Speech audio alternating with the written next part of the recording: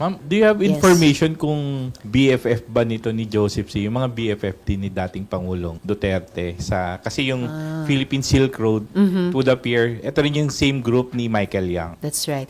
Wala pa kaming ebidensya tungkol doon kung BFF nga niya si Duterte o yung mga business associates ni Duterte. Pero aming i-research din yon dahil may mga common interests, particular yung Belt and Road Initiative dito sa Pilipinas. And would that raise a red flag since yung, from what I understand, yung Philippine Silk Road group, yun yung ang nagtatag nun, mga Chinese businessmen who are based here in the country. And Joseph C. being the honorary chairman yata ng grupo, that itself would explain kung ano talaga yung nationality. Well, sa investigasyon sa Senate Committee on Women, or sa atin na ba na-refer? Or saan ba na-refer yung privilege speech? Kasi pending pa. Sorry. Okay. Sa investigasyon dun sa privilege speech ko, i-determine namin kung ano nga ba yung kanyang nationality, ano ba yung provenance nung kiniklaim niyang Filipino citizenship, at